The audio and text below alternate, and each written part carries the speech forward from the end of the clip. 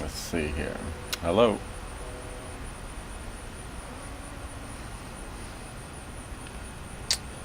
Yeah, let's see. Hello. I believe I'm live now, but there's some buffering going on. So I'm trying to wait that out.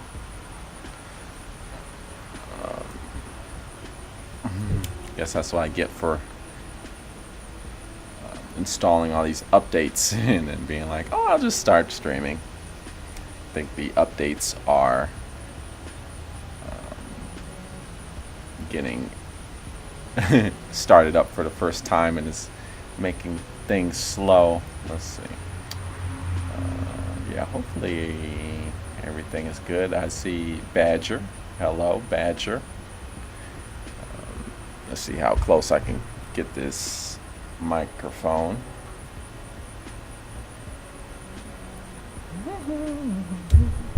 Okay, let's wedge it. How close can we get it? Do you see it? Do you see it? Do you see it? Do you see it? Oh, I can get it really close. Oh, there you go. It's got the windshield.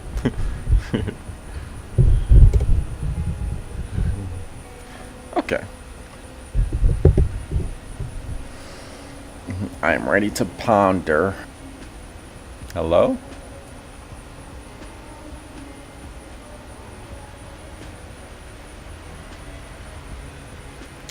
Okay.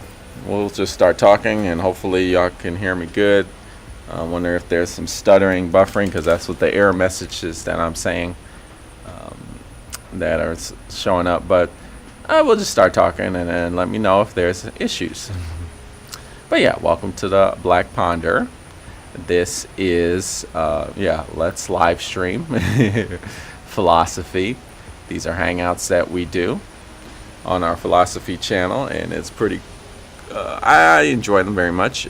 So, maybe you're watching this for the first time. This is, we're a YouTube channel that does philosophy. I usually make videos about texts, philosophical texts, but I've been starting to do these live streams, just trying to level up my philosophy game, trying to have more conversational philosophy, because a huge part of philosophy is actually talking to people, not just talking at people.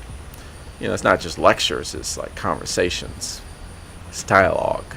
So I'm trying to up my game there. And, these are more like hangouts. So today's topic is who or what is God? That's, now it's time to start really getting deep into the heavy topics. Right. But, I just like to say that these are just hangouts. We're not, it's always, we talk about heavy topics, but we never get to, like, the melodramatic. We never get bogged down into the, we don't let the seriousness, weigh us down too much. We're just hanging out. So, as such, feel free to interject, or, we can have tangential sidebars if that's cool. No, change the topic, but I always, I'm pretty good at like bringing it back to the topic. So we're just hanging out.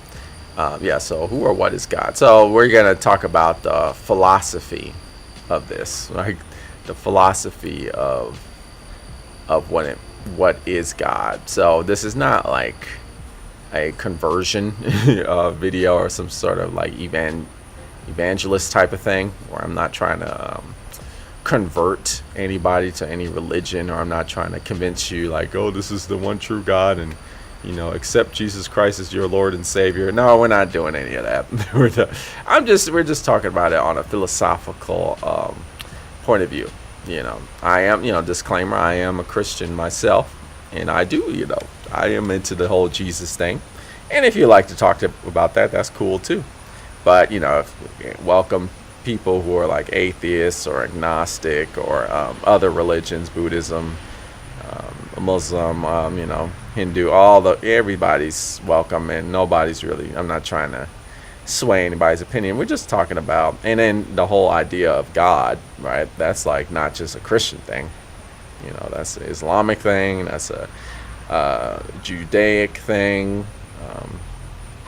Many religions have different opinions about who or what God is, and many non-religions as well. And we'll talk about that. Let's see. Cool. All right. So I guess I will begin with anecdotal intro, like my experience with Christianity, or like religion or God in general.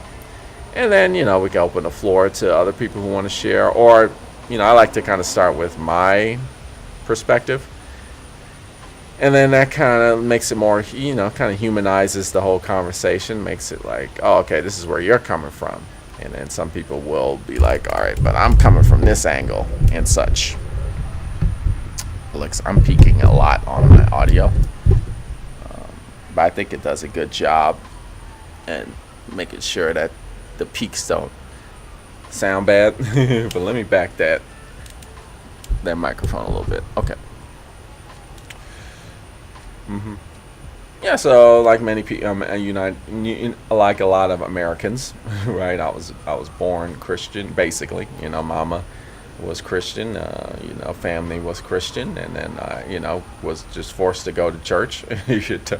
It wasn't an option. It's like Sundays you go to church.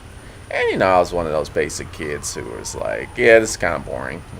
Church, many kids, they, it's just something much like school, right? That's how school was for me too. I'm like, yeah, it's kind of boring. And so as a result, you go to the Sunday school, you go to church, you learn about all the Bible stories, Joseph and the rainbow coat, and then what else? All these others, like the walls of Jericho, and all these biblical stories that are Samson and his like locks and all that stuff. You learn all that, and now that those stories are part of the American. I would say like a lot of those biblical stories are steeped into American culture. And you can see a lot of American culture like being influenced by these old school biblical stories. So I guess the first thing I would say is whether you're religious or not, or whether you're Christian or not, it might be a good idea just to maybe like familiarize yourself with those stories, because you might get a better understanding of like American culture in general. That'll might help you out. But I would just go to Sunday school. It was cool. We did a lot of arts and crafts and stuff. And hello, ancient scribe. Shalom. Cool. I went to a nice church. Fortunately, I was very lucky in that I didn't go to like one of those problematic churches. Everybody was cool. It was multiracial. Nice church. Sunday school was nice. We would do like little projects like stained glass. We would make stained glass and little arts and crafts. It was fun. Sunday school was kind of fun. I liked it, but regular church where you have to listen to the sermon, that was boring. Right. So you like most, I have very similar experiences for most Americans, right? Or like many Americans. That's kind of like a standard upbringing. Not just a typical one. And so what really kind of got me more into Christianity was, I'm part of I went to this Lutheran church. Lutheranism is a denomination started by Martin Luther. Many Lutheran churches. There's actually a Lutheran church like right at the end of the block, which is I guess that's part of the whole Protestant division of Christianity. As you may or may not know, Christianity has got many different kinds of schools of thinking, just like most other religions, right?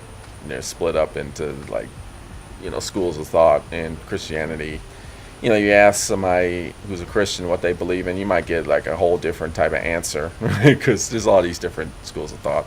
Um, and I was raised in Lutheran church, and so I think it was age 14. My church had this program where it's like, okay, now you got to go to confirmation class, and I'm like, okay, what's going on here? So every week it was like in the middle of the week, that was cool. That was kind of odd. I was a teenager, 14 years old. It's like Wednesdays, I remember. It's like you go to church, it's like after school, and you study the Bible. It's like you really start getting serious about your studies. It's confirmation class. It was 2 years. And I have the book here. We actually read the Bible, which is like, how many Christians actually read the Bible? Not many. Like front to back, we did. And it was our pastor. The pastor is like the one that's running the class. It's not the Sunday school teacher, it's the pastor. So I'm like, okay, this is different. And that's how I got a kind of a good relationship with the pastor. He was cool. I'll never forget the guy, Monty Goosewell. That's his name. Pastor Monty Goosewell. Pastor Monty. White guy. And we studied with this little book. It's the Lutheran Small Catechism. Apparently there's a large one that's like really thick. They just gave us these. Like, okay, this is your catechism. And this is basically kind of, you learn about Lutheranism. Yeah, you learn about not just Christianity, but what about Lutheranism makes it different from like, Baptist church or Catholic churches, or Presbyterian churches or stuff. Like, what's the deal with Lutheranism? And you learn all this stuff about how with Lutheran. One of the big things about Lutheranism is about you are saved by faith, not by acts. Like, this is concept of in Christianity. There's this concept like you're saved from your sins, but there's these schools of Christianity before Martin Luther came in, it was like, oh, you have to like do good works. You gotta like do good and perform good acts, and that primarily meant just paying the church a lot of money, right? And then you earn your way into heaven that way. But Martin Luther, he popularized this idea. It's like, no, there's no way for you to earn your way to go to heaven. That doesn't even make any sense, because you're dealing with this God who's like omnipotent and all. Like, why? That makes no sense. Like, you're saved because you're going to go to heaven because you believe in God. You're not like, you can't like do good works to earn your place. So that helped change the whole paradigm back in when he introduced that concept into the Christianity. And now many denominations other than Lutheranism accept that now, right? But Lutheran denomination really focuses on that, where it's like, it's not about like your relationship with God is not based off of how many acts you do that are good or bad. Like, that's not how your relationship with God should be defined. So we learned all that, but really what pushed me into into Christianity was those classes, those confirmation classes. It was a 2-year program, right? Every week for 2 years, 14 age to 16, and we just really studied the Bible. And I just had a really good teacher. This pastor of mine he was like a theologian, basically. He wasn't just like telling you stuff. He would ask questions. It's like we would read passages like, well, what do you think about this? Like, do you think this is right? Do you think it's wrong? Like, let's talk about it. And that was like a whole new thing for me. Like, oh, I actually have to like think about what I'm being told in church. I thought we just kind of just shut up and just like whatever we're told that we accept. But the pastor came up, which is kind of obvious, right? You don't like just accept everything at wholesale. But he was But a lot of churches operate that way, right? It's like you just believe what we tell you and you don't question it. But he was all about, no, let's discuss this. And do you think it's wrong? And then, we read the Bible, and there was like, and there's a lot of problematic things in the Bible, right? A lot of, not only are there just like hypocritical things or like contradictory things, but also there's just bad things that are in the Bible, which we could talk about if you want to talk about it. And so we were talking about that, be like, okay, what's this going on here with there's a section in the Bible that talks about if a woman cheats on her husband, you're allowed to stone the woman, but there's no like equal thing. First of all, that's not good. We talked about that.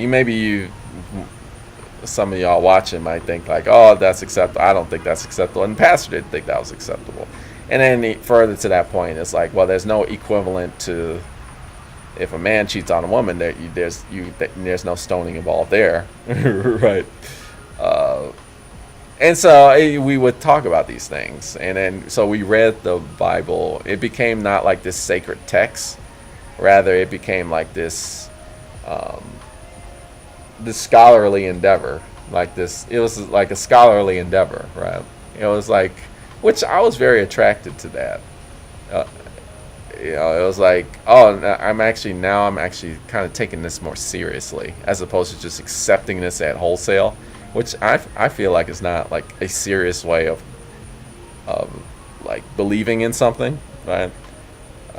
And so we just did that, and I got a lot of respect from my pastor when we did that, and also, I started really getting really closely affiliated with Christianity. I'm like, okay, I can vibe with this. I can, because the way we approached it is like, it's a conversation, and we're studying it, like, but yeah. So I would say like my pastor he was kind of like a theologian. Now there's a difference between theology and philosophy, right? And so we're gonna focus more on the philosophical, because that's what this is. Okay, so we got some comments. Let's see what's going on. Hello, Los Amos. I'm sorry. I guess I'll just say Losimus.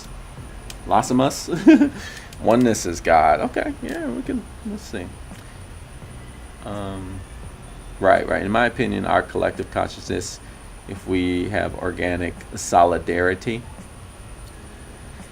Yeah, I mean, that's kind of all, we're leaning toward more of the Hindu type of, but it's not just Hinduism, it's other religions as well, that kind of talk about how God is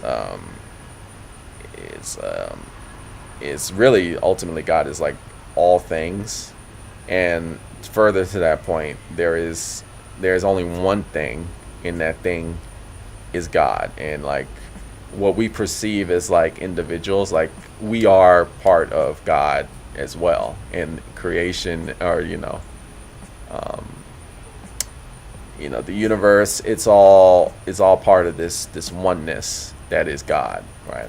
So like diversity and like difference, it's like an illusion that we have to if you're looking at it from that framework, like the goal of the spirituality to grow spiritually is to like understand that diversity or like difference is an illusion, and the reality is that there's just this one thing that we're all a part of. There even is no parts, right? And so once you get to that realization, that's when you reach your spiritual epiphany of like, oh, I understand now. Like God is this oneness, which we all are, right? So I mean, that's a lot of religious people vibe with that interpretation of God.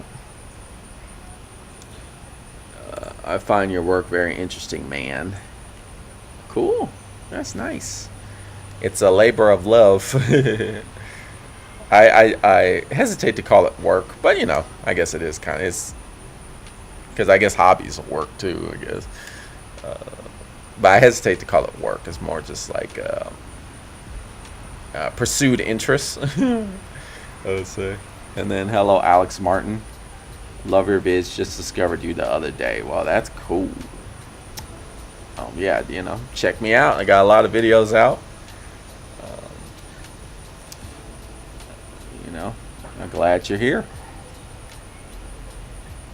What did they say about employers? What kind of questions? Trying to think in church is impossible. I'd get stoned. Okay.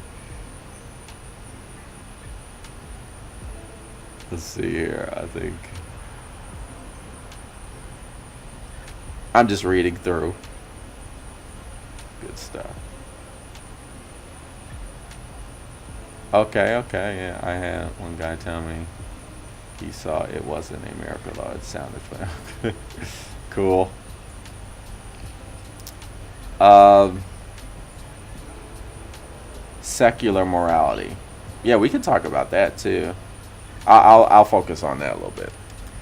Um,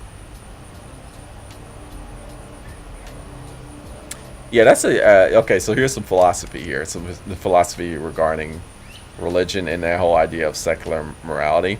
So there's a school of thought which is very popular in religious circles, particularly Christianity, where it's like, well, there's morality cannot exist outside of God, right? If you don't believe in God, then there's no morality, which um, I would disagree with, right?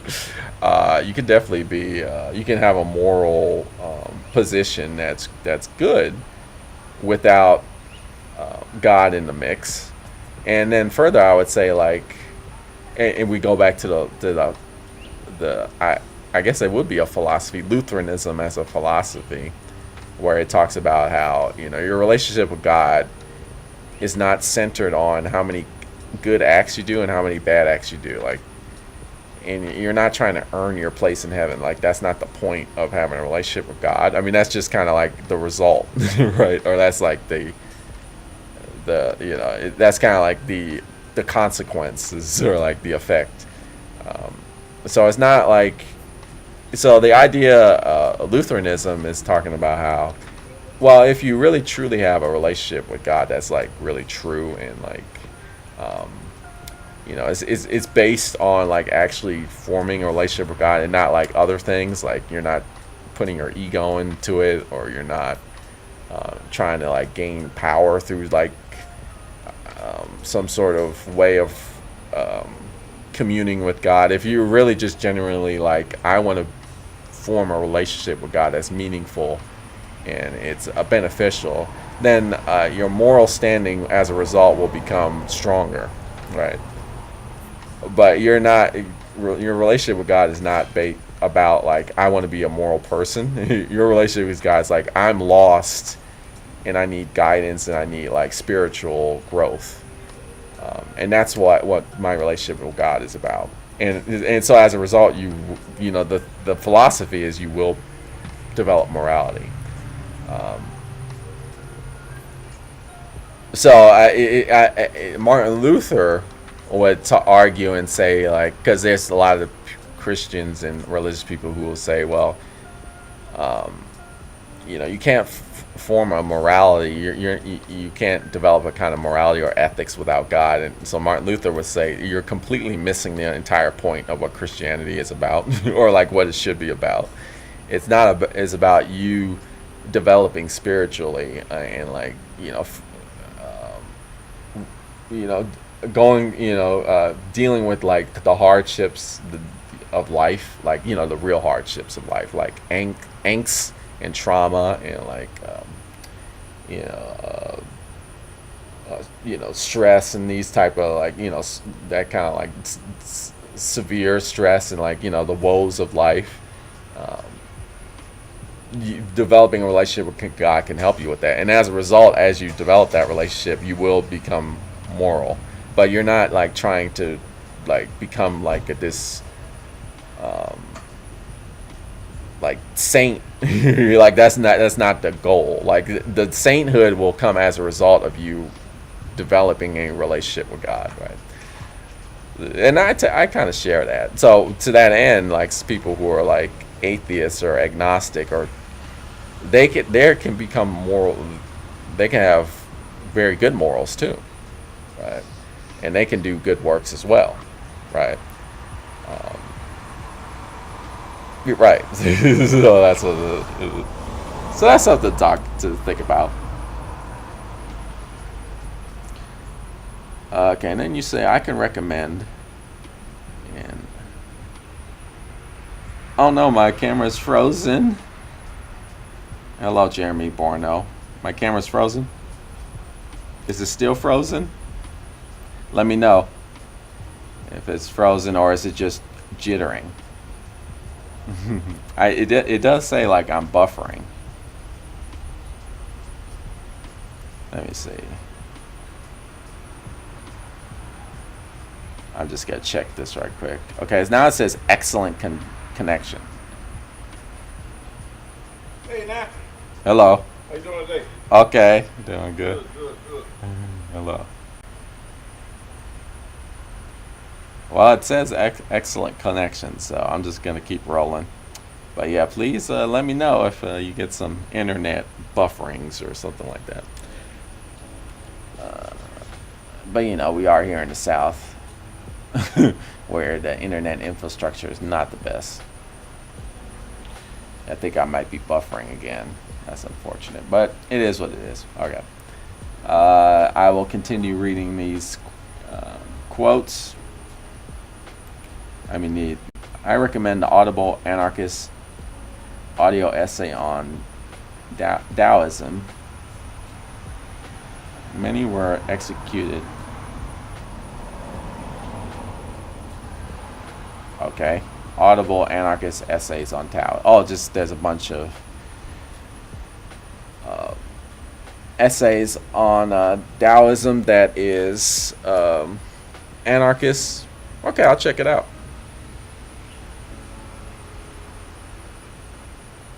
Cool. And then, yeah, so Jeremy Borno is saying, long time no see. Hello.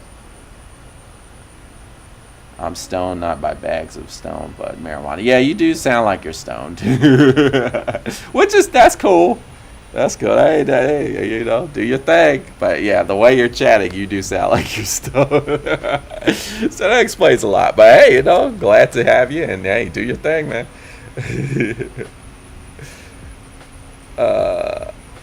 Let's see. Demonstrable truth is important to me more than faith, though. Okay, we can talk about that too. Yeah, that's something I wanted to bring up. So yeah, I'll talk more about my personal anecdotal experience. And so, what happened when I did the whole confirmation class, and then we completed that. It was a nice little ceremony too. We got in the front of the church, and you know, we lit up some candles and stuff. It was nice. But then I started further did a little self-study, and then I really started getting into Jesus and what he was saying. And and that's when I really was like, I'm in love with this Christianity, what Jesus is saying. It became like, you know how like some people they listen to motivational speakers, and they're just like, you know, it's like they get wooed to the sense like, wow, this guy's amazing, or this woman's amazing, right? It's like kind of like people who get wooed by motivational speakers, or even like singers, right? You know, you hear somebody singing, and like people who are hardcore fans of whoever, and they're like, wow, this person, they know exactly what I'm thinking. And it's some song about some emotional angst or something. Like a Taylor Swift or something like that, where it's like there's the hardcore people, or even like the Beatles. I would say, like, you know, there's people who listen to the Beatles like, oh my God, this is amazing. I basically had that experience reading like what Jesus was saying in the Gospels. I'm like, damn, this is incredible. And so it became like an emotional. It became a belief. I was like, yeah, I'll accept anything this guy has to say. It became like this because I just fell in love with what he was saying, Jesus in the Bible, what he was saying, and and I really just focused on that part of the Bible, and there's a lot of problematic things, but I didn't really see much problematic things that Jesus was saying. And to the contrary, it was very, I was vibing very emotionally with what he's saying. And then he's also saying, like, yeah, I'm God, and I'm like, wow, could you? I mean, it's just such an amazing concept. Like, okay, this is God, somebody like this who has these kinds of ideas. Like, this is the supreme being. That's amazing. I accept that. I'll take that full hook, line, and sinker. And it was like, it became to a situation where it's like, I don't care. Evidence, smevidence. I don't care. I just really vibe with what's being said here, and I just like, I'm hooked. Sign me up. Like, I'm a Christian. And so my relationship with Jesus, it was like, I don't care about whether you can prove that he was he did all the stuff that he walked on water, or like turned wine into bread, turned water into wine, and and like exorcise demons out of people, by pigs would come out of these kinds of stories that are in the Bible, which are like very fantastical, and you would say like that doesn't even make any sense. That's illogical. Like, but I'm just like, I don't care. Like, I just, what he's saying is just so profound to me. Like, I'll just accept it. And so what happened, it just became like a belief based off of emotion rather than like evidence. And I think ultimately, like, that's really what religion is, pretty much. I know, like, people adopt religions for many different reasons, right? But I think for a lot of people, it's that. So, it's kind of weird where people, like, to me, it's very strange when people are like, well, we're going to have this debate, science versus religion. Or, like, or even people who are like, well, I don't believe in religion because you can't prove it. And I'm like, in my mind, I'm like, wow, you completely missed the point. But that's just me. That's just how I think. Like, to me, that's like irrelevant. Like, for example, if a scientist were to say today, like, oh, I scientifically prove that there is no God. Like, I can show it to you scientifically, and if it was a real thing, like, to me, it's like, well, I don't care. Like, I'm still now so there's a line you gotta draw, right? So to that end, like, I'm a firm believer in like separation of church and state, right? Or like, okay, so if this is a belief system based off of emotion and not like actual hardcore facts, then you can't like apply your belief system to like matters of like law or like regulation or like socioeconomics, I would say. Like, at that point, like, okay, you can believe in this is fine, but you can't start like expecting other people to believe this and like pushing people and then like forcing people to adopt their way of life based on, because the Christian religious belief is based off of just an emotional thing. It has nothing to do with evidence. So you can't like start making laws and regulations and the way society should be shaped. Like, you can't do that. In my mind, like, since it is based off of just emotion, then you have to allow people to be like, no, I don't accept that, and you got to be okay with that because it's like, it's an emotional thing, right? Yeah. So I guess the point I'm trying to make is, because somebody was saying what was about the demonstrable truth is important to me more than faith, though, and that's cool. I know for a lot of people that's the case. It's like, I can't believe something if I can't, like, you can't show me observational like data that proves that this is a thing. And if that's like the most important thing to you, then religion generally is not going to vibe with you, like, which is totally fine. I mean, that's just how, that's the way you choose. I'm okay with, like, for me, life is more than observational evidence, right? There's more to life than that. And I mean, that's just my position, which is not to kind of like push that onto other people, because that's totally understandable. Like, yeah, dude, like I only like I make decisions in my life based off of like things that I actually observe in reality, or like, uh, or science based stuff. Which I'm all about that too. I love science and the scientific method and all that. But I think there are many aspects of life that you can't really address through like the scientific method, right? That's what religion is for, right? And so to me, like, religion has its lane. And not everybody needs to, not that lane is not like necessary for everybody, right?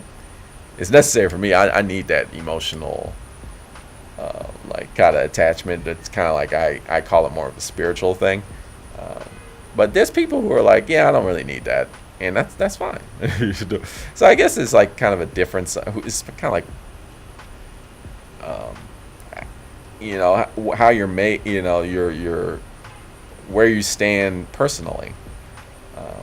To me, it's like God is like a relationship. it's like which is what it ultimately is. It's a relationship, and some people are like, I don't want to be with this person, right? Which is like, yeah, like, that makes sense. Like, not everybody wants to be with everybody, right? So that's what it is more like to me.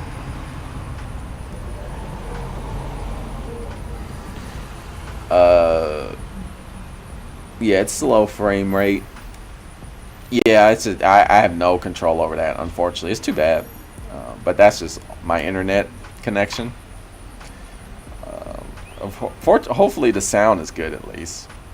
I think the sound should be good, but yeah, the video might be shaky, and that's just out of my control. Unfortunately, this is I don't have 5G internet. Okay, I think it skipped. Okay, here we go. Hey man, you totally skipped over my question. What was your question? Let's see if I missed it. What was your question? I skipped it.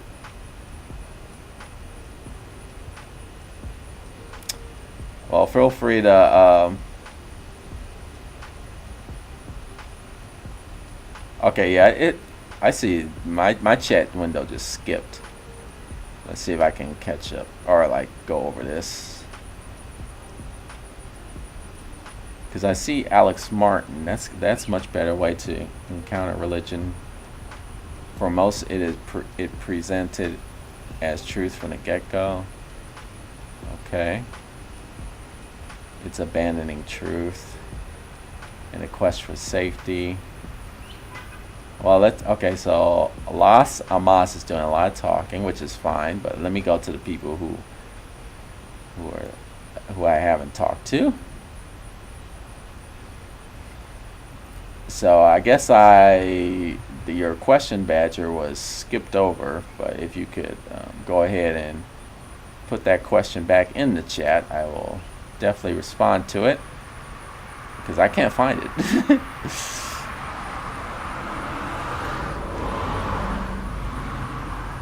And then Jeremy Borno says, would you say that the holy books are about spiritual growth? What you mean, like the Bible? Or like the Quran and all the Buddha. No, well, I mean, here's the thing about those books, particularly the Bible, right? You can get a lot of spiritual growth from those books, but I'm not a literalist, and you got to take those books like, to me, they're not like sacred texts. I know that I might get crucified. I mean, I'm not going to get crucified because I live in America. Fortunately, we still have some freedoms of speech here. But a lot of people would disagree with, but they're not like sacred texts. There are, I said it before, I'll say it again. Like, how often the Bible has been edited. How many, right? How many versions of the Bible? I mean, there's so many versions of the Bible, and it's been edited so many times. There have been many books that have been like just omitted out of the Bible, right? And there's books that have been added in later on. Why? Why is that the case? Some would argue like, oh, it's God working through human beings to curate the Bible. Like, that's not what's going on, right? It's what's going on is social economics, right? It's like, for example, there are books in the Bible that used to be part of the canonical Bible, but they're not there anymore. But these books refer to God as she, her. They use she, her pronouns to refer to God, or they, them pronouns to refer to God. Those books were edited out of the canonical Bible. There, you can find them. You can do a little bit of research and look for these books, but they're not part of the canonical Bible. Why? It's not God didn't. Some people say people like religious establishments edit them out. Why? Right? Because they want to make sure that you understand that God is a man or is a male, right? Things like that. There's a lot of curation and editing and even censorship that has happened throughout the ages from the Bible. So is the holy books are about spiritual growth. You could grow spiritually by reading the holy books, but the books in and of themselves, in my opinion, are not about spiritual growth, right? You got to like really, that's why I was telling you about the confirmation class that I went to. You really have to study these books and not just study what's in them. You got to study the history of the book and how they've been constructed over time, and like, the institutions and establishments that have like had their hands on the Bible and like did put what they wanted to put in the Bible and like remove stuff out and put stuff in, right? So that would be my answer to that. Hierarchy is a useless concept. Oh, you're an anarchist. Lamas. All right, let's see if we could. Uh-oh. Oh no. Yeah, my internet is tripping because it keeps skipping around. Okay. Lamas. Oh, you're an anarchist. Yeah, I was saying because anarchy is about a rejection of hierarchy. Used to steal power. I am atheist with morality. Thank you. All right. Well, it's not a hierarchy is not a useless concept. You may think it's bad, but I mean, hierarchy, that maybe you rather like hierarchies are used to like control power for evil purposes, which is not useless. Right? I mean, that's bad or evil, but it's not useless. Right? That's another thing we have to remember. Like, all these things, these systems that are in play, like, they're there for a reason, and somebody's using them for some. I mean, they might not be the good intention reasons, but they're reasons. They're being used.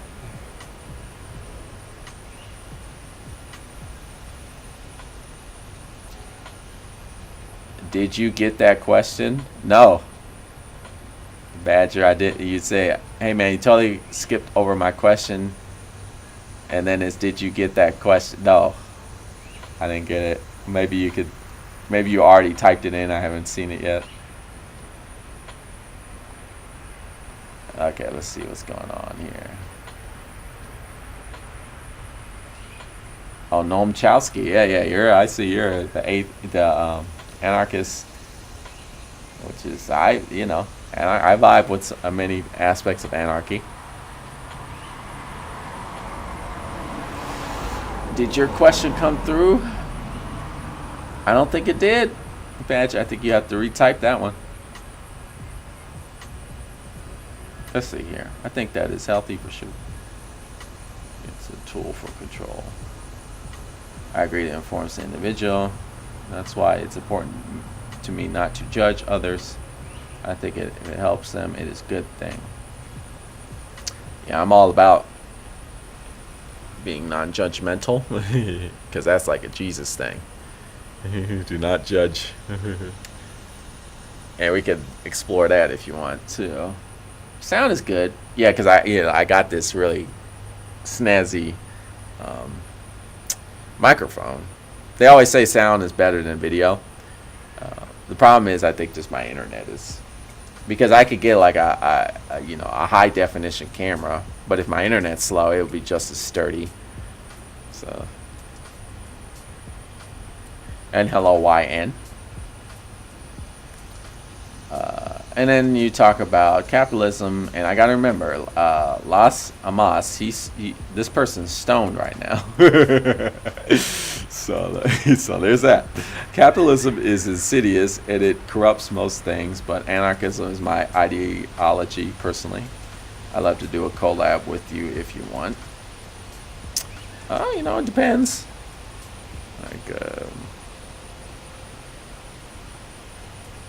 I don't know what type of collab you want to do, but maybe. Northern Ireland versus Ireland. I'd like to ask you what you think about the original word related to Satan. Was it a plural Hebrew referring to antagonism between evil and good? Oh, I'm not like a religious historian, or a theologian. I don't know. I don't know where the origins of Satan, the concept comes from. I couldn't, because I'm not like a historian in that way. I mean, as a Christian person, I definitely believe in the concept of Satan. That's a thing. Because the life of Jesus has instances of Satan. In the famous, Jesus fasting in the desert for 40 days and 40 nights, and during that time Satan tries to tempt Jesus. So I think that was a really that's definitely a lot of philosophy in that. So your question is the original word we're learning. Oh, okay. I guess I would say to that, I don't know. I don't know the original. I'm not. I haven't researched that history. It's useful for cunning people. Chinese philosophy loves hierarchy. Yep, definitely Confucianism is all about those hierarchies. Yeah, but a lot of Western, I don't even know if it's philosophy. Like Western culture loves hierarchy too, for sure. I mean, look at the military, right? So hierarchy is I mean, we could definitely talk about that. I just had my earlier today. I'm a member of this anarchist group. It's called Food Not Bombs. Right? I mentioned this before sometimes in various videos. Food Not Bombs. The main mission of Food Not Bombs is reducing food waste. The statistic is 40% of all food that's produced is thrown out. So we try to go to eateries and groceries and food establishments and ask them, hey, you about to throw some food out? Because they get overstocks of food and food's close to expiration. They're like, we just got to throw this out.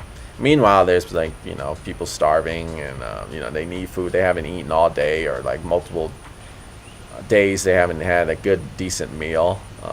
That's going on here in the United States of America, considered a developed country, but we still have a huge hunger crisis in this country. So we gather those foods and we kind of distributed them, sometimes we cook to to hungry people or people who need food.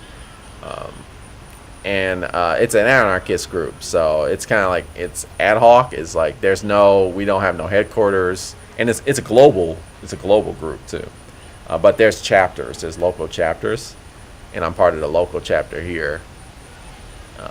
There's no like leader, there's nobody in charge of these groups, right? It's just a bunch of members making decisions based off a consensus, and there's no headquarters, there's no hierarchy at all in these groups. It's really cool. And we just celebrated our 1 year anniversary, I guess, of us like forming a group and doing this type of work. And recently we had a member that he's no longer with the group, who wanted more of a hierarchical structure of power. I think that's what was going on. He felt like, oh, this whole ad hoc way of like doing things is just it's not like the best way of like operating. Like y'all could do a lot better. And you can manage projects more efficiently if you had a hierarchical structure. There needs to be like kind of established leaders, and we just rejected that. We're like, no, we're not doing it. That's just not how we roll.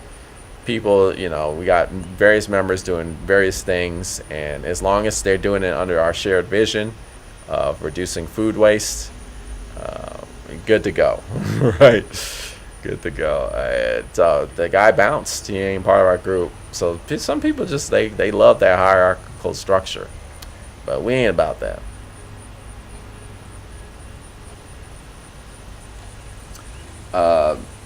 Let's see here. He ain't sent no question. Yeah, again, Badger, if you would like to retype your question, that'd be cool. I think,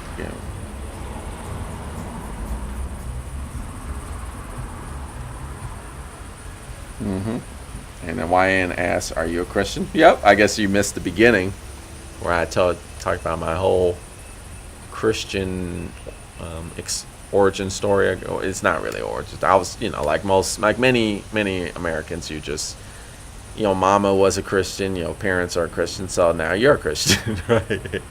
It just passed down. But a lot of, honestly, like it's kind of more of a thing here in the Bible Belt, where people are a little bit more serious about Christianity. Well, they're a lot more serious, but they're not really, because they don't really study it. They just kind of just use that as a label to fulfill their personal agendas. But where I'm originally from, California, people say they're Christian, but they don't. It's just like, yeah, I was just born a Christian. It's kind of like people who are like, I know people who are Jewish, and they identify as Jewish, but they don't practice Judaism. They're not religiously Jewish. Right. But they still say like, yeah, I'm Jewish. I'm not into Judaism. There's a lot of Christians that are like that. They're like, yeah, I guess I believe in God, but I've never actually sat down and like read the Bible like seriously. I would argue like most Christians are that, I would say. And I was like that until and then I go further about like how I seriously started studying Christianity, and that's when I kind of fell in love with the religion, or not so much the religion. The religion is this very problematic, but the philosophy behind a lot of Christianity is very appealing to me. But the religion, which is kind of more of an institution, is pretty problematic, I would say.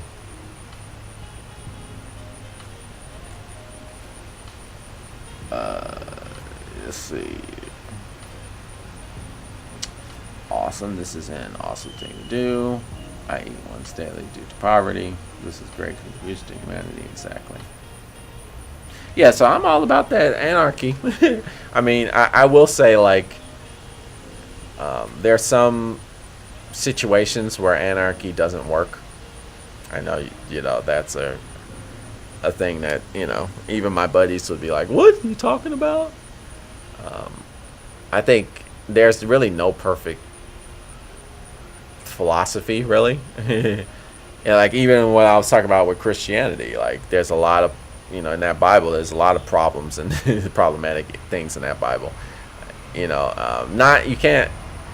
I'm more about a mix of taking the good and then rejecting the bad, but not only just rejecting the bad, but understanding where does that bad come from, and like kind of taking the good of everything. Because I'm one of those people who think like actually, capitalism for the most part is pretty bad, but I'm one of those people who actually thinks there are some good aspects of capitalism.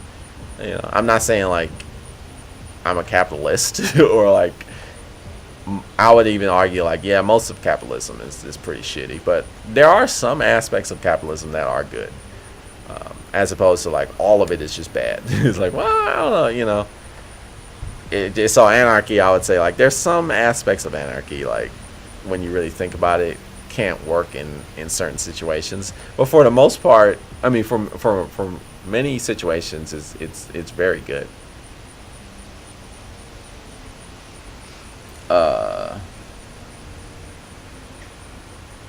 I feel that. And then YN asks, may I ask your view on philosophy in contemporary academia? Oh, it's too bad you I don't know if you missed the last stream where we talked about is universities worth it?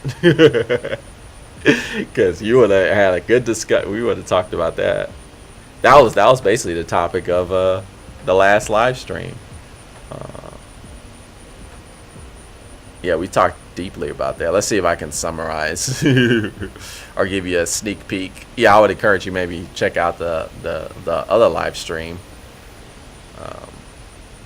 But I think academia or like going to like school or even like college or university, it's worth it. You can definitely develop great skills doing that, even despite how expensive it is, and like particularly here in the United States of America, it's still worth it. But it also like academia is the institution, and we're talking about institutions again, just like the Christian institution. But the institution of academia is really problematic. The problem is the academia focuses more on developing laborers rather than like people who actually can like think critically and like creatively. Like then academia doesn't really focus so much, and it's just too bad, but that's just the state of education today. We're more concerned. You can see that with the grading system, and we talk extensively about this in the live stream. You see that with the grading system, the A, B, C, D, F, or the standardized testing that's performed, that has little to do with like your actual like knowledge or wisdom, and more just to do with like, can you follow directions, can you take orders, can you get with the program, can you conform, right? Which are these are valuable skills necessary to be a laborer, to work for a corporation, right? And so to that end, like academia is, the current state of academia is very flawed, right? If we could like shift that toward like, because I'm not saying laborers, we need people to do work. Laboring is very important, right? But that's like, you can just learn that through like apprenticeships or like, that's something you can just learn on the side, and not to diminish that, because some labor activities are very complicated, like fixing a car, mechanics, repair services, even like, well, some things are very easy. Like I was gonna say package handling. I work for FedEx, and I started as a package handler, just like picking up boxes and moving them. That takes no education. You don't really have to know much, in terms of education. You just need to pick up the box, move it to a spot. So what I'm saying is like, really the focus like should be more on like ways of thinking, right? And like, learning how to think creatively and constructively and like critically, right? But we don't really focus on it, even in like higher education. That's when we talking about STEM, like science, technology, mathematics, engineering, like it's more just like, okay, you're gonna learn these things to ultimately work for a corporation and to maximize profits. So you need to learn these engineering, mathematical, but they're not like teaching you like, how to develop, like for example here in where the city I live in, Memphis, they have the utility company, Memphis Light, Gas, and Water, MLGW. And our infrastructure, our power grid is like horrendous, right? It's horrible, right? It's like it'll rain for like 20 minutes and then the power will be out for a day. It's nuts. And they don't, and what they teach in engineering, when you get a degree in engineering, they kind of just teach you the bare minimum. They teach you engineering skills, but they don't teach you, like, they don't focus on, like, okay, how do we, like, innovate? Like, how do we, like, improve the field of engineering, right? Like, how do we make engineering practices better? Like, what new ideas can we implement that will make it so, like, these problems that engineering faces go away? But it's not like that. It's just like you just learn how to repair. You learn the basics of, like, okay, the electrons go here to here. You know, you learn electromagnetism and stuff like that, which is like the bare minimum. You're supposed to know that stuff, but there's no, like, creative thinking put into place. You just learn how to work for a utility corporation, right? And that's the problem. That's the problem. Okay, so I'll be right back. I'm gonna check and see if my doggy is fed, because it's feeding time. I don't know if he's been fed yet. So I'll be right back. I'll even type it just in case somebody hops on. Be right back. Gonna feed doggy.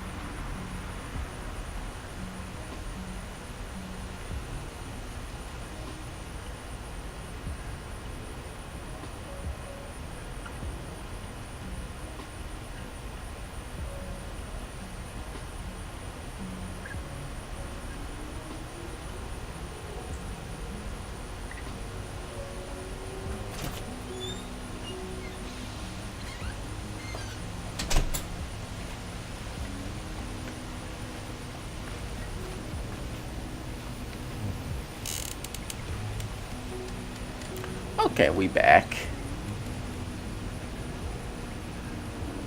Where was I at?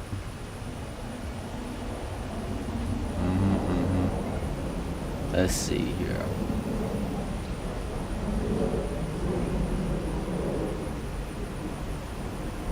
Have you ever felt the spiritual feeling from God? Yeah, I think I have. Oops. Yeah. Yeah, when I was when I read the gospel and such, I think for me,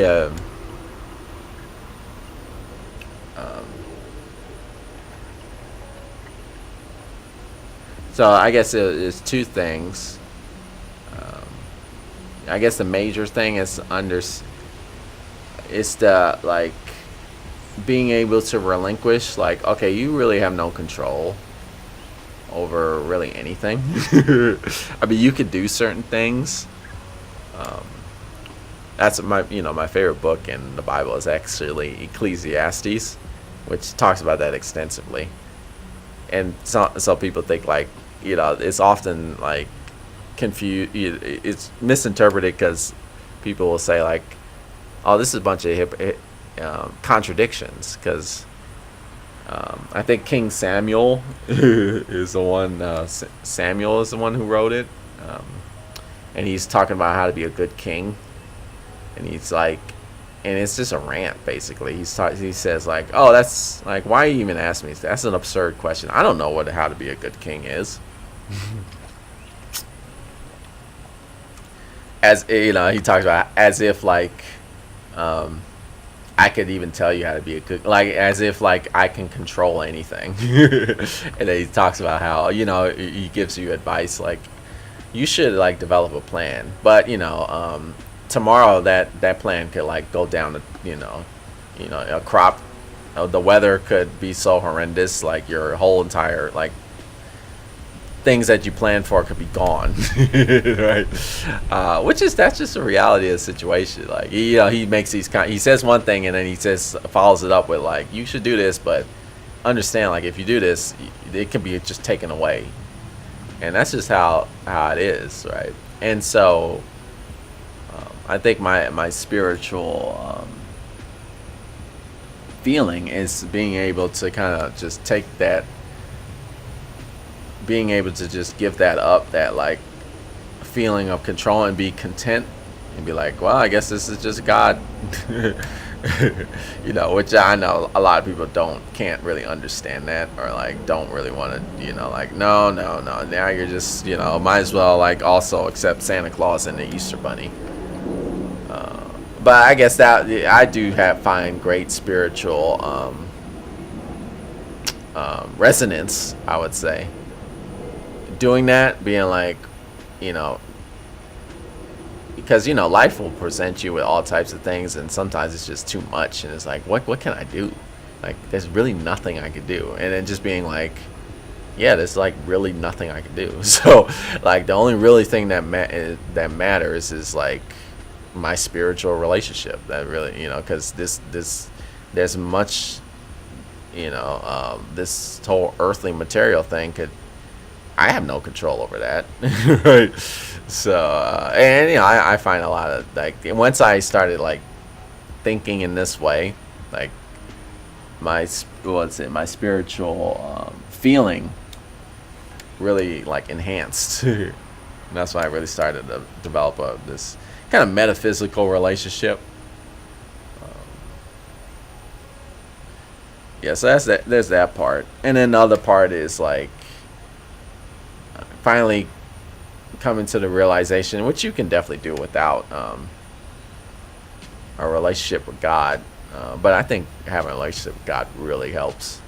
Like kind of like letting go of like, this is not about you, this is not about me. Like this whole life thing is not about me. It's about everything. Right? Like, so things won't happen in your favor, or like, like why is this happening, or like because it's not about you. Once you accept that, like things start to make a lot more sense, and it's like, to me that's when I start like kind of having the spiritual feeling with God, when it's like, oh, this is just not even about me. This is about like everything else. Right? Which includes me, but I'm just part of this grand scheme, or this grand plan, which is not to say that, which is beyond like my comprehension. And so I understand, like for many people, like, yeah, I don't accept that, which is completely understandable, but for me, like, that provides me great spiritual comfort. That's what I would say.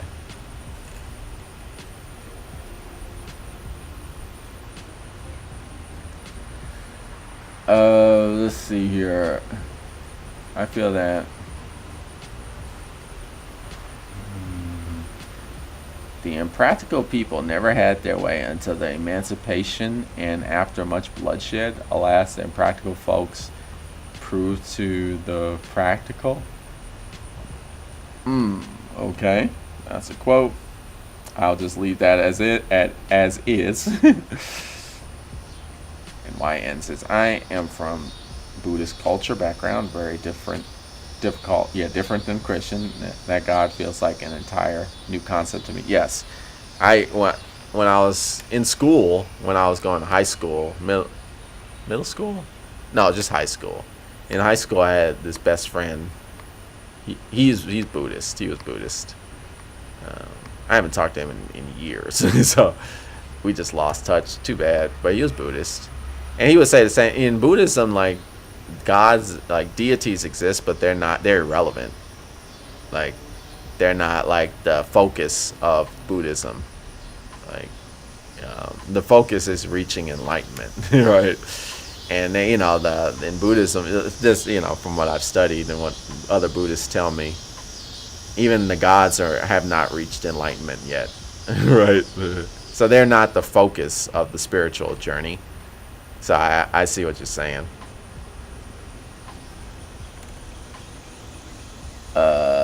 In my opinion, Christianity is compromised because of a feeling of love and forgiveness. So Christianity is compromised. So it's compromised, meaning there's a. Are you saying there's a problem? You can't vibe with, is that what, I don't know what you're saying. You can't vibe with Christianity because of feelings of love and forgiveness. Do you find that problematic?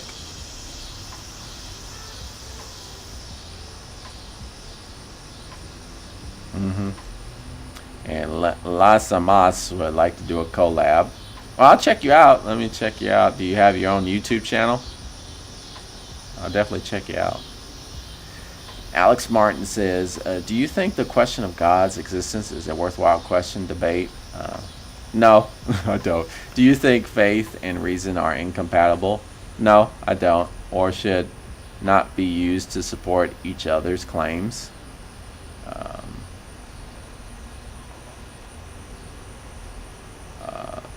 So yeah, I think people who debate the existence of God, that's that's not important to me. I'm one of those people who feel like it's impossible to prove or disprove God because if their creator does exist, then it's likely like they're beyond our comprehension. It's just this weird because we as humans think like we have near infinite, or some people believe we have infinite capability of knowledge. I kind of look at like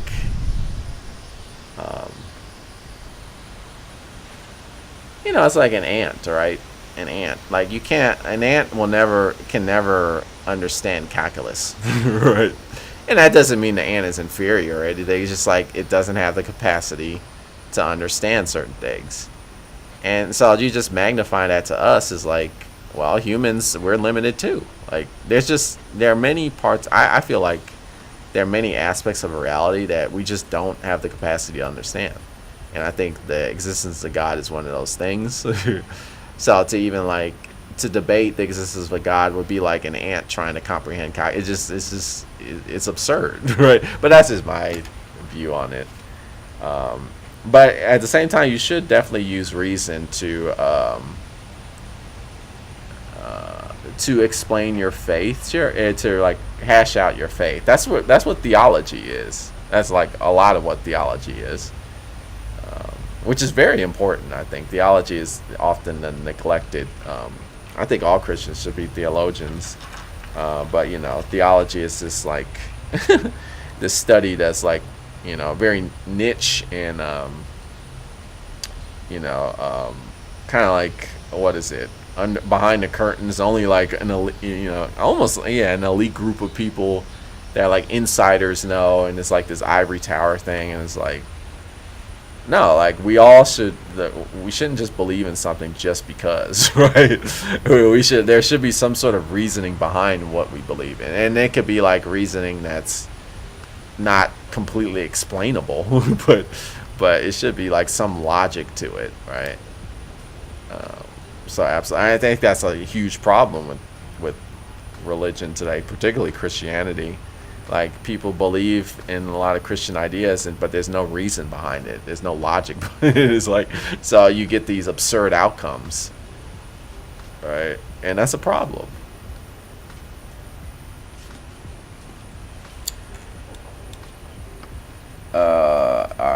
Are you Alex? Are you on? Please talk to me if you don't. Yeah, looks like Lamas is very, very stoned right now. He's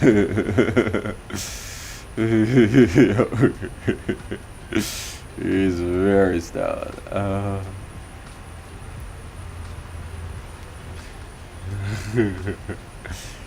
Yeah, we'll leave it at that.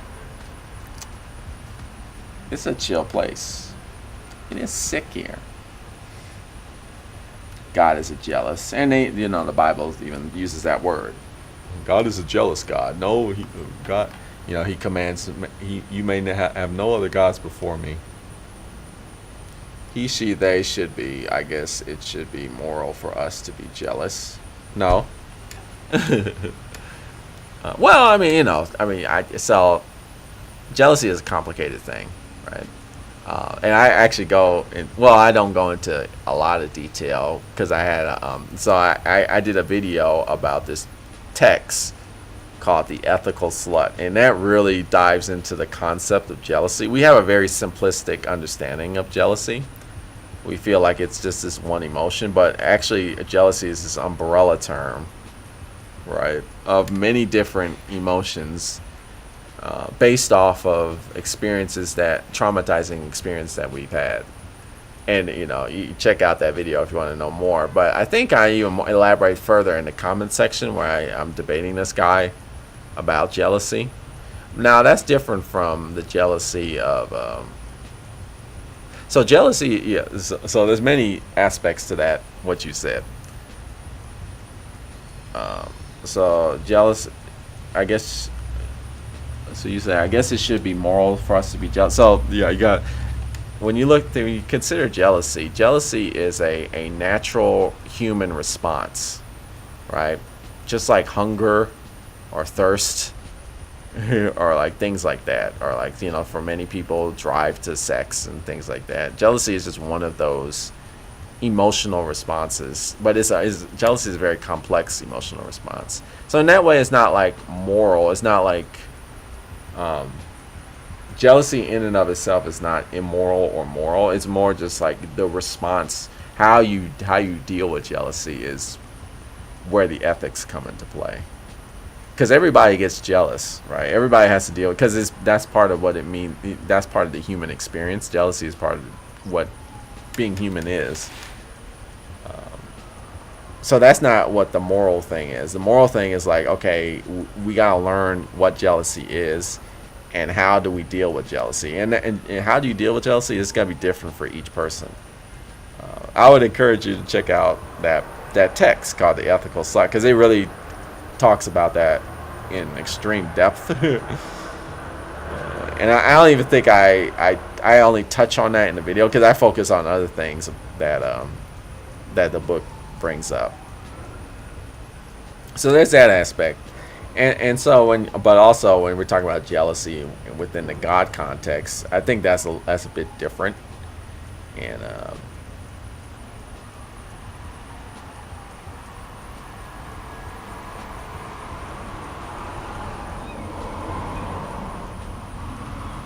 yeah, I'm trying to like think about this.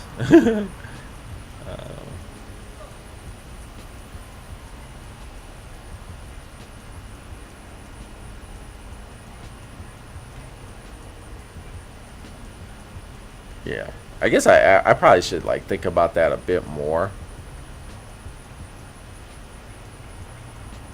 Yeah, because the concept of the jealous God is one, because that's what justifies the whole, one of the commandments that says you can't worship other gods. God only wants you to have a relationship with them.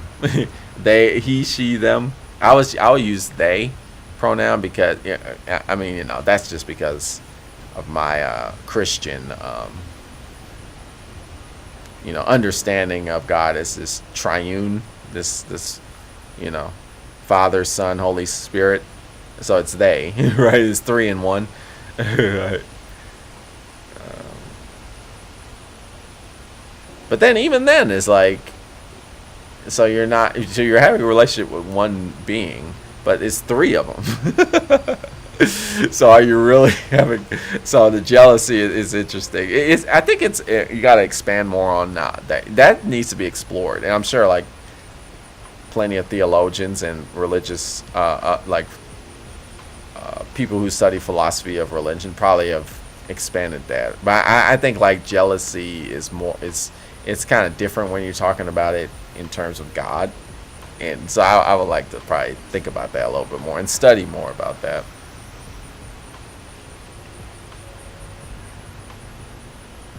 Life is about family, community, and helping people.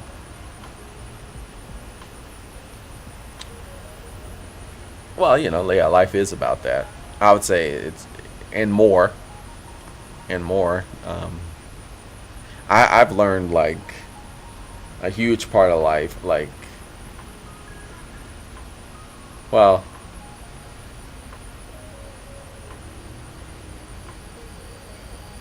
let me think about that. I think like uh, life becomes a lot more fulfilling once you begin to understand that existence is like an ecology, or like we're all like this interconnected. We're all interconnected, right?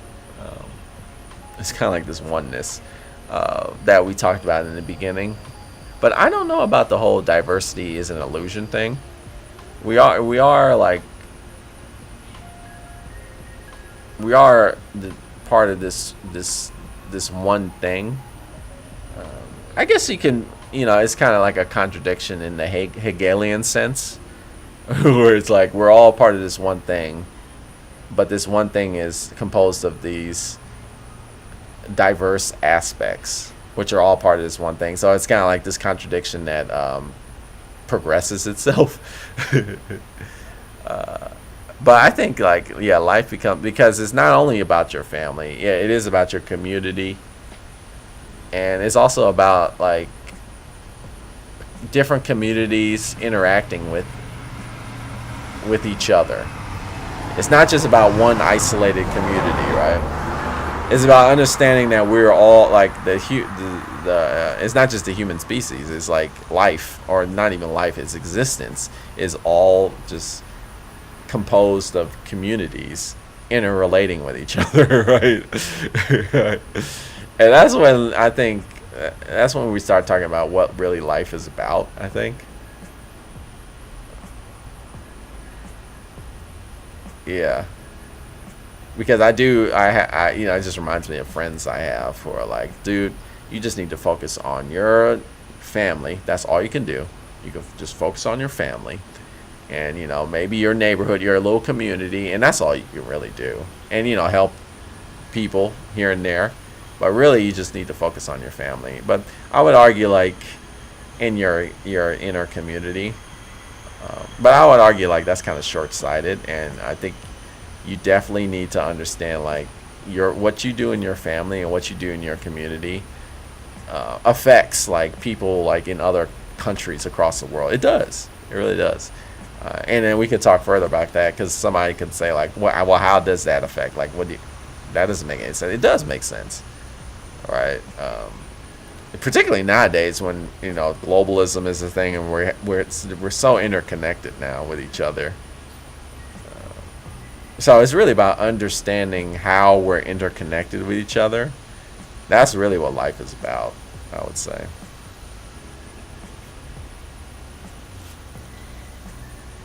And then Alex Martin says, for you, do you think of God as some figure or concept, or is your connection to God mostly based on feelings? In other words, where place do you direct or place your connection with God? If you don't mind me asking. All right, well, I'm of the type of person who like thinks of God as a person. Like, to me, God is like not just a concept, or like an energy force, or some sort of like essence. God is a person that you are that you can have a relationship with. It's a personal relationship. That's how I see God, and I think to me like that's what God wants. God wants meaningful relationships, because God is a person. And that's what people want, right? So that's how I see it. Now, where is this person? Now, that's when you start getting into the metaphysical and the spiritual, which a lot of people jump ship at that point. Like, there's no, the person is within, and some people would say like, well, now you're just imagining things, which is, in a sense true. But to me it's real.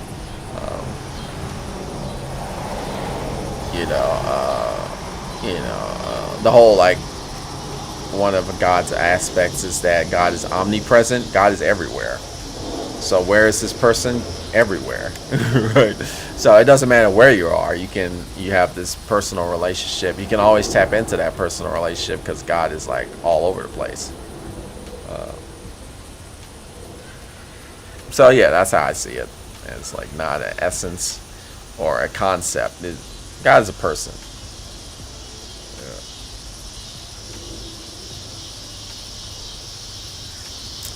And then I think I was going to say some other things about,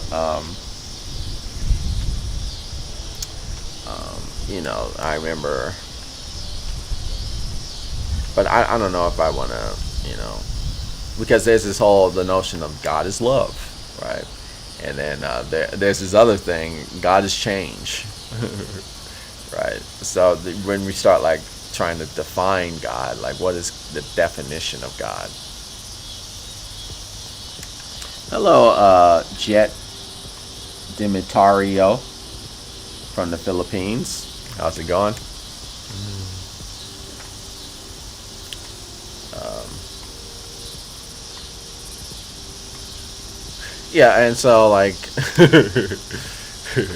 so I'm of this mold of this. I'm of the opinion that God is love, but then of course the counter to that, which it's its own separate video, which I'm glad to talk about, but maybe I won't elaborate on it if nobody wants to get into it, because that could be like an hour long discussion of like, well, if God is love, then why does there exist so much suffering and evil in this world, right? Why is that if God's like this benevolent, loving being, all? And then to that, the quick response is, oh, it's because of free will, right? But then we need to elaborate further on that, into that. That could be like that could be like my next video live stream, like understanding free will. Yeah, I think I'll do that for my next live stream. And then one of the other definitions, which I think is made very popular by the science fiction writer Octavia Butler. Yeah, I think she talks about how, God is change, right? Because she makes that conclusion because that's the only definite thing there is. That's the only thing you know for certain will happen, change. There's nothing else you really know for certain that will happen, but change will occur. That's the only thing we know. And so because we know like that is, the definite thing that it's going to happen, things will change. That's what God is, right? Because like, it doesn't matter what you do, or like, change occurs, period, right? Nothing else might happen, but change will happen, right? So that, it's kind of like this divine thing that will always happen. So God is change, and that's an interesting way of put. I think that's more of a God as a concept type of way of interpreting God. Yeah, I think personally I just need more than that. I need a bit more. I very much like the personhood idea of God and the forming of a relationship with God. I vibe a lot with that.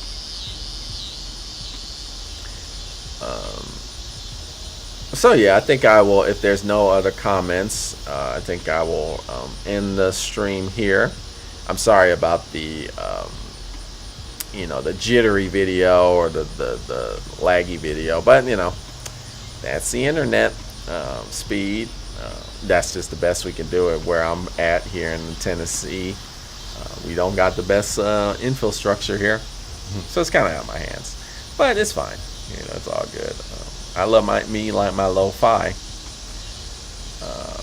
And yeah, so if I can remember, and I think I will remember, like, yeah, well, let's elaborate on free will, because there's a lot of discussion going on about people who like don't believe in free will, that it doesn't exist, or like then there's some people that are like that's absurd.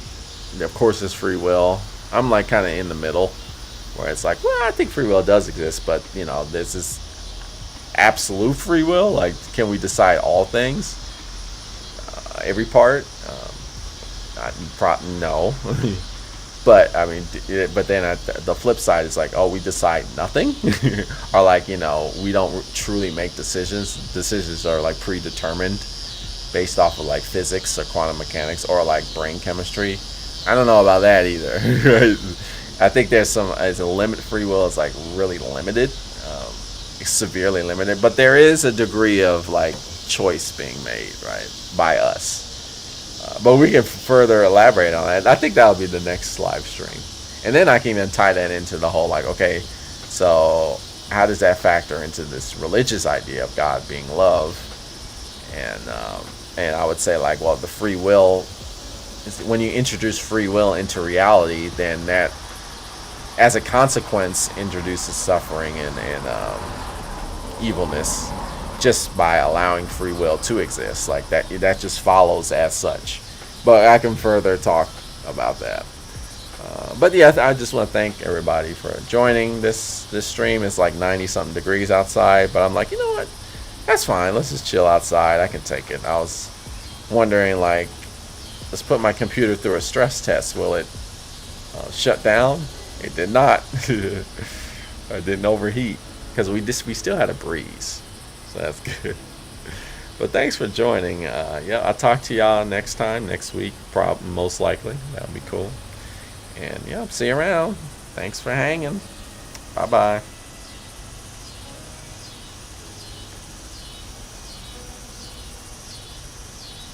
And